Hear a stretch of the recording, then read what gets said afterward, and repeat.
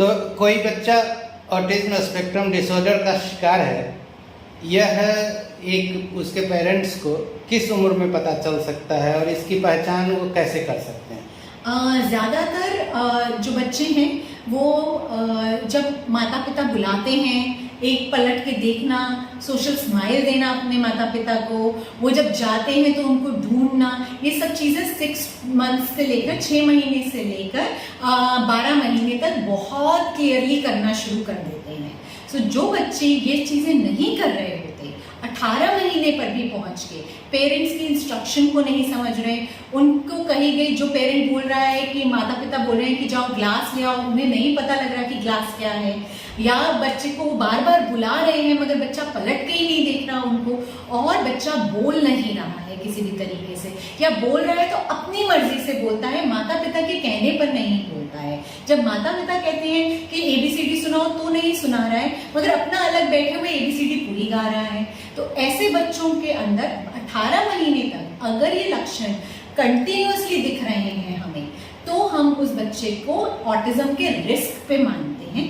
But हम diagnosis सिर्फ 3-3.5 साल पर अगर बच्चा इम्प्रूव नहीं करता है, तभी हम असेसमेंट करके diagnosis of autism spectrum disorder दे सकते हैं।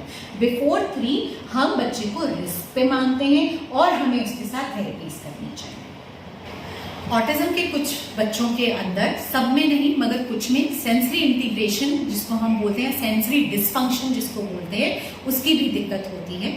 सेंसरी डिसफंक्शन, हमारे जो सेंस ऑर्गन्स हैं हमारे ब्रेन को इंफॉर्मेशन देते हैं और उस अकॉर्डिंग हमारी बॉडी रिएक्ट करती है। जैसे हमारी आंखें हमारे ब्रेन को इंफॉर्मेशन देते हैं कि हम क्या देख रहे हैं, और हमारे हाथों से, स्किन से हमारे ब्रेन को इंफॉर्मेशन जाती है कि हम क्या फील कर रहे हैं, टंग से टेस्ट की, नोज से स्मेल की, और ईयर के अंदर हमारे वेस्टिबुलर एक लिक्विड होता है जिससे हेड की बैलेंस की, और हमारे जॉइंट्स से, हमारे बॉडी पार्ट्स से, हमारे हम दूर किससे कितना है, इसको कहते हैं काइनेस्थेटिक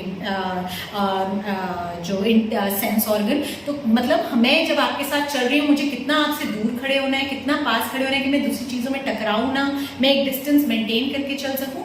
तो ये भी बॉडी पार्ट्स जो है हमारे ब्रेन को इन्फॉर्मेशन देते हैं, और इस इन्फॉर्मेशन को, सारे जो हमारे सेंस ऑर्गन है उसकी इन्फॉर्मेशन को कलेक्ट करके ब्रेन उसको एक स्ट्रीमलाइन करके और हमारे वेरियस बॉडी पार्ट्स को इन्फॉर्मेशन देता है कि अब उसे रिएक्ट कैसे करना है।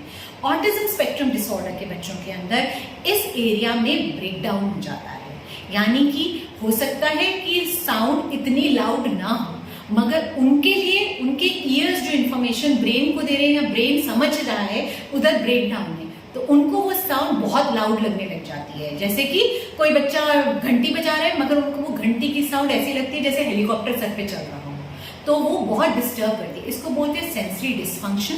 ये सब ऑटिस्टिक बच्चों में नहीं होता, मगर 90% ऑटिज्म के बच्चों के अंदर कुछ पार्ट ऑफ सेंसरी डिसफंक्शन भी होता है, जिसकी वजह से बच्चों के अंदर बहुत सारे बिहेवियर्स आते हैं, जैसे आंख से टेढ़ा करके देखना, हैंड को फ्लैप करना, उंगलियों के साथ खेलना, जंप करना, एक जगह पर स्थिर ना रह पाना, ये सब जो दिक्कतें आती हैं, इनको हैंडल करने के लिए ऑक्यूपेशनल थेरेपी या सेंसरी इंटीग्रेशन थेरेपी करानी जरूरी है, जिससे बच्चा जो है वो थोड़ा सा ब्रेन उनका वापस रिवर्क जो है वो करना शुरू करता है, और जो इंटीग्रेशन है सेंस ऑर्गन की वो स्ट्रीमलाइन होती है और बच्चे की सोच में सुधार आता है।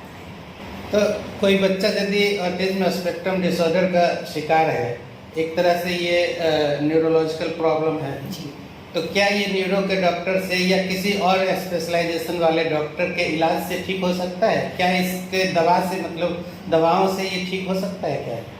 ऑटिज्म स्पेक्ट्रम डिसऑर्डर के अंदर सबसे ज़रूरी है थेरेपीज, जो कि है occupational therapy, language therapy and speech therapy. ये 3 थेरेपीज जो हैं ये सबसे ज़्यादा इम्पॉर्टेंट हैं। दवाई उन बच्चों के लिए है जिनमें बहुत सिवियर सेंसरी डिसफंक्शन है या जो बहुत ज़्यादा हाइपर एक्टिव हैं और वो 6 महीने तक कंटिन्यूअसली थेरेपीज करा रहे हैं, मगर बच्चे का फोकस आने में, या बच्चा बहुत डिस्ट्रेस्ड है, या बच्चे के अंदर एंग्जाइटीज बहुत ज़्यादा हैं, या स्लीप डिस्टर्बेंस बहुत ज़्यादा है, उन केसेस में दवाइयाँ हैं जिनसे मदद मिलती है। कुछ बच्चों को दौरे भी आते हैं ऑटिज्म स्पेक्ट्रम के, उसके लिए भी दवाइयाँ होती हैं जिनसे मदद मिलती है। और उन बच्चों के लिए एक न्यूरोलॉजिकल डॉक्टर के अंडर रहना, चाइल्ड साइकाइट्रिस्ट के अंडर रहना सुपरविजन के बहुत ज़रूरी होता है।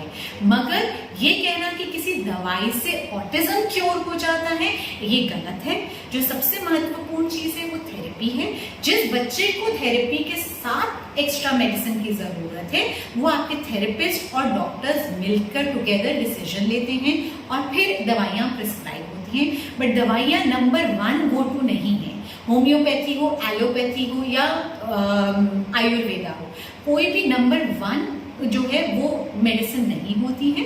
हाँ, वो एडिशन में कुछ बच्चों के लिए साथ में मदद कर सकती है, बट सिर्फ दवाई देने से वो क्योर हो जाएगा ऐसा नहीं है।